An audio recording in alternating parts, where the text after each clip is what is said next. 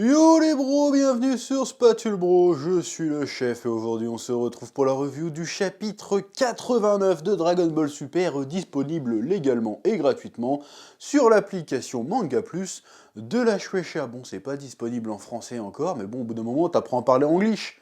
Comme moi je speak English very well, because in the kitchen, tout ça, t'as compris. Bref, avant de commencer cette petite review, petit instant promo, Arena, tome 1 et 2, le webtoon slash manga que je scénarise, publié version papier chez Vega Dupuis, et aussi en version webtoon sur la plateforme Webtoon Factory. Les liens sont dans la description. Saison 2, incoming en 2023, ainsi que les volumes 3 et 4. Futur banger, futur masterclass. Oui. Tu vois ce que je veux dire? C'est débile. Calmos, les amis. Ah, j'aime bien ça. Ça, c'est bon. C'est la manière la plus stylée de voler. C'est pas la Superman avec les bras devant, on s'en bat les couilles de ça. Tu fais oh. Et en fait, il est éclaté comme film.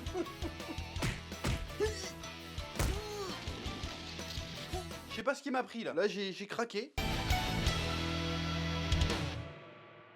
Bon, chapitre 89 de Dragon Ball Super, hein, qui continue dans cet arc qui, de base, partait d'un bon sentiment, hein, faire un arc centré sur Trunks et Goten, partir sur un délire plus tranche de vie, les péripéties de leur vie de lycéen.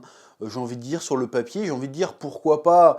Maintenant, le problème, c'est un peu l'exécution et le contexte. Alors, je trouvais ce chapitre 89 bien meilleur que le chapitre 88, ceci étant dit. J'ai trouvé que le rythme était beaucoup mieux, les gags marchaient beaucoup mieux, c'était bien plus sympa. Ceci étant dit, ça a beau être sympa, on s'en branle, je suis désolé, on s'en branle. C'est cousu de fil blanc, on s'en branle en fait, on voit le mec qui arrive, le nouveau lycéen qui s'appelle Beta, écrit B-A-Y-T-A-H. Bon là j'ai envie de dire ok, j'ai pas 6 ans, c'est peut-être le problème, hein. J'ai pas 6 ans, j'ai compris tout de suite, c'est que c'est un cyborg. Voilà. Bon après les petits gags qu'il y a entre Trunks qui dit c'est le nouveau beau gosse, faut que je l'éclipse pour draguer Mai. Parce que Mai va au lycée sous le fallacieux prétexte que c'est bizarre d'avoir une fille de cet âge qui bosse à l'usine mais qui va pas au lycée. Du coup tu vas dans la même classe que Trunks. Bon j'ai envie de dire oui d'accord, mais du coup Pilaf et le Clébard ils sont pareils en fait, pourquoi ils vont pas au lycée eux? C'est quoi ce délire là? C'est un peu trop forcé, c'est un peu débile. Je trouve ça un peu débile. Goku il a jamais été à l'école, puis jamais personne n'a rien dit. Là tout d'un coup, il faut aller au lycée. Bon bref, admettons. Donc les petites péripéties sont plutôt rigolotes. Mais à part ça, même les interactions du Docteur Edo avec ses zombies qui sont complètement cons, il fait non mais vous vous souvenez plus à quoi il ressemblait le gars? Et ils sont, je sais qu'il avait les cheveux blonds, c'est tout. Ils avaient pas d'infos ni rien, ils sont trop cons, donc c'est plutôt rigolo. Le coquet gag fonctionne, j'ai pouffé à un moment ou deux, je me suis dit pas mal. Même les moments où le bêta essaye de tester, voir si Trunks a vraiment des pouvoirs, et qu'à chaque fois ça se retourne un peu contre lui, parce que Trunks il arrive à regeler la situation pour faire genre que non, j'ai pas de pouvoir, t'inquiète. Bon déjà ils ont pas de pouvoir les Saiyans, ils ont des capacités, c'est pas des pouvoirs. Les pouvoirs c'est quand tu fais... Ils les ont acquis par l'entraînement, leur force et leur agilité, c'est pas des genre je me suis réveillé un matin, c'est bon, je suis Super Saiyan. Bon, c'est un peu ce qui s'est passé pour Trunks et Goten, mais tu vois ce que je veux dire. Bon, c'est pas des surhommes quoi. Enfin, ce sont des surhommes, mais c'est pas forcément ils ont pas des super pouvoirs entre guillemets. Parce que ce qu'ils font, un humain peut le faire. Bref. Donc tout ce côté-là est plutôt rigolo. Évidemment, t'as le délire que quand il repère Goten, parce que Goten est con comme son père, même s'il a l'air moins con que Trunks, mais il est là, il y a une balle sous la voiture, je soulève la voiture, je ramasse sa balle, il fait oh zut. Je me suis fait un peu griller.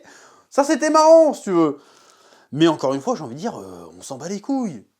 À partir du moment où il se transforme en super-héros pourri, et que Goten lui lâche le culot, c'est parti de la blague, mais le culot, qui lui lâche, putain, il est ringard ton costume, je vais dire, waouh. Voilà. Bon, c'est rigolo, c'est parti du délire. Mais encore une fois, le problème que j'ai, là, il y a plein de gens qui vont encore mettre ma vidéo sur certains réseaux et qui vont casser les couilles. Oui, le chef, il est aigri, il aime rien, alors qu'à l'époque, Gohan, avant l'arrivée de Boo, ben, c'était pareil. Et personne disait rien. Bon, déjà, non, c'est pas tout à fait pareil. Et en plus, si, il me semble, à vérifier, hein, t'as qu'à aller voir des bêtantes qui pourront le dire, mais à l'époque de l'arc pré-arrivée de Boo, les fans de Dragon Ball, au Japon à l'époque, ont détesté les passages de Gohan qui jouait les Grid Saiyaman. En vrai, il me semble, hein, peut-être que j'invente, mais il me semble qu'ils ont détesté, c'est pour ça qu'il a fait revenir Goku, parce que Goku était pas censé revenir, hein, à la base. Donc les gens ont détesté, moi j'avais kiffé. Mais je vais te dire pourquoi Gohan, ça me faisait kiffer, et pourquoi Trunks et Goten, j'en ai rien à foutre.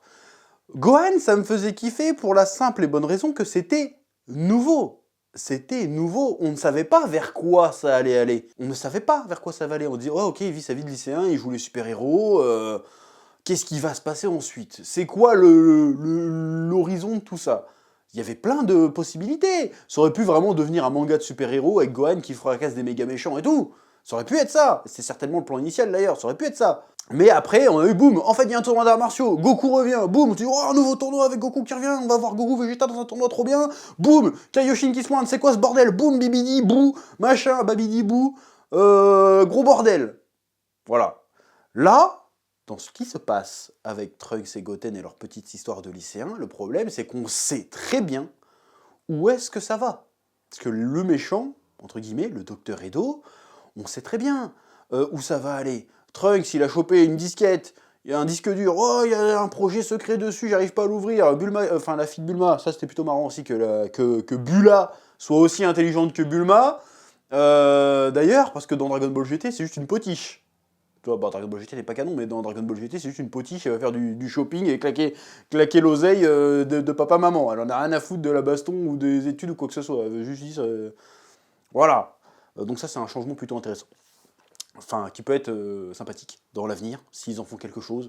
Ce que je crois qu'ils ne feront pas, mais ça pourrait être un truc sympa. Bon, bref. C'est qu'on sait que le docteur Edo, bah, il va terminer en prison, et en ressortant, il va faire gamin et gamin 2, et c'est le max. On le sait déjà. Et que le Trunks et Goten, on sait très bien qu'il va pas serrer maille, parce que ça serait chelou. Donc qu'est-ce qui va se passer, en fait? On s'en fout, on sait où ça va. Donc là, on a vraiment l'impression de se taper des chapitres filler. Parce que c'est ça, de ce dont il s'agit. Déjà, le délire super-héros à la sauce Dragon Ball, plus vie de lycéen, on l'a déjà vu avec Gohan, il y a 20 piges de ça.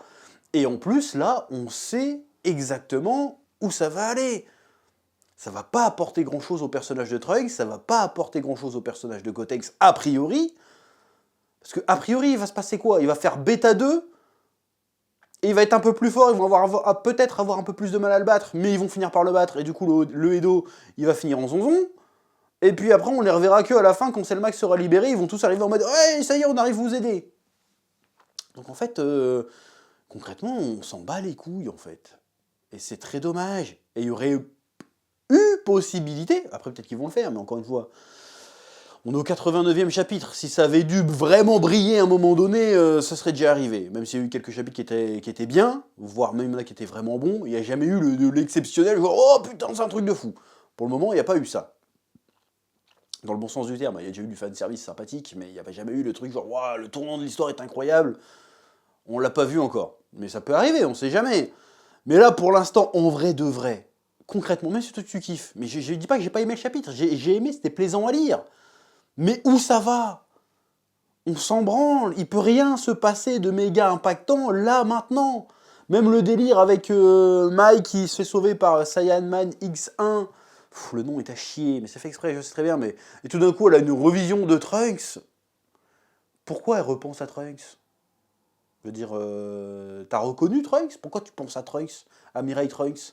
Et puis même, pourquoi Mirai Trunks a exactement la même gueule? Parce que je rappelle que le Mirai Trunks dans DBS, il doit avoir 40 piges. Pourquoi il a la même gueule que le Trunks de 17 ans? On dit oui mais les Saiyans, non ta gueule, Goku 17 piges, Goku 40 piges, rien à voir. Vegeta 17 piges, rien à voir. Gohan 17 piges, Gohan Daron, rien à voir. Tu vois la différence. Donc là c'est un peu, le design est un peu éclaté, je trouve là-dessus. Bon je chipote, tu me diras, mais je chipote. Le problème, encore une fois, je vais me répéter, certainement, mais c'est que tout ça c'est bien sympathique, mais ça nous emmène où? Qu'est-ce que tu veux créer comme véritable surprise qui redistribuerait vraiment les cartes de trucs qu'ils essayent de faire? Là, on a un petit arc sympathique, mais il va durer combien de temps, ce petit arc sympathique? 4-5 chapitres, bah ça fait 5 mois de publication dans le cul. 5 mois, et encore si c'est que 4-5 chapitres, ça se trouve ça va être 10. Ça va peut-être être 12. Ça se trouve on va se taper un an de Saiyaman X1 et Saiyaman X2, alors qu'on s'en branle, on sait pertinemment où ça va. Pareil, même essaye de faire du teasing avec le délire, ouais, les données de sel. Mais on s'en bat les couilles, on sait très bien ce qu'il va faire avec. Et pareil, par contre, le Edo, il a les données de sel, par contre, il sait pas c'est quoi un Super Saiyan, quoi. J'ai envie de dire, pardon. Je veux dire, normalement, les données de sel, bon, peut-être que c'est le donné de sel de... Bah, c'est forcément les données de sel de l'époque de Torjiro, donc peut-être que c'est pas rentré dedans, mais quand même. Je veux dire, tu regardes les données, normalement, je vous rappelle que sel, c'est un agrégat de l'ADN de plus ou moins tout le monde. Dedans, t'as du Piccolo, t'as du Goku, t'as du Vegeta, t'as du Freezer, t'as tout. Donc normalement... Ah bah, non, en plus, non, en fait, si, il y a forcément du Super Saiyan, parce qu'il y a aussi la dette de Freezer et du roi Cold dedans. Donc ça veut dire que le petit robot avait espionné quand Trunks s'est transformé en Super Saiyan, donc il est au courant du Super Saiyan. Donc je suis désolé. Donc je trouve ça un peu bidon. Alors c'est bien de faire des clins d'œil, mais c'est de vraiment raccrocher le bordel. Parce que dans le film Super Héros, vous avez raccroché le bordel bien. Genre vous avez bien tout précisé, tout ce qui s'était passé, du point de vue des méchants, c'était super intéressant. Là, genre, c'est juste un monstre bizarre. Je veux dire, putain, frérot... Ils lui ont pas raconté l'histoire avec Cell en fait à Trunks. Même à Trunks, il fait juste un truc, putain. Je trouve ça bizarre. Bon, qu'ils reconnaissent pas Cell, d'accord, mais que ça lui évoque rien. C'est bizarre, il doit pouvoir lire ce qui est marqué, quoi. Ça doit s'appeler Cell. Oh tiens, non, ça percute pas. Même Bulma voit le truc, a priori, elle fait bon. Ah, peut-être qu'elle voit pas le truc que j'invente là. Je me souviens plus, faudrait que je relise. Enfin bref, tout ça pour dire, c'est bien sympathique, mais on s'en bat les couilles et c'est bien dommage. Voilà, j'aurais préféré qu'il nous raconte un truc un peu plus intéressant qu'un truc juste sur le gag. Ça aurait pu être plus cool. D'ailleurs, ça aurait peut-être plus intéressant de se focus plus sur Goten que sur Trunks, parce que si c'est pour faire un nouveau Trunks, pour faire genre... vous arriverez jamais à faire mieux que Mirai Trunks, en fait. Donc, il tiendra jamais la comparaison. Donc, ta gueule, va sur Goten. Goten, il y a moyen de faire des trucs. Il y a moyen de construire quelque chose. Parce que là, encore une fois, pareil, pour le faire briller aux yeux de Mai, vous êtes obligé d'invoquer l'image de Mirai Trunks pour faire genre, oh, je veux le revoir. Oui, j'aime bien les petits jeunes. Enfin bref. Bon, je crois que c'est à peu près tout ce que j'ai à dire sur ce chapitre. C'est rigolo, c'est fun, mais on s'en branle. Voilà, ce sera le mot de la fin. Petit commentaire, petit pouce bleu comme d'habitude. A très bientôt sur Spatule Bro. J'ai poussillonné comme un bâtard et que la passion te guide. Oui.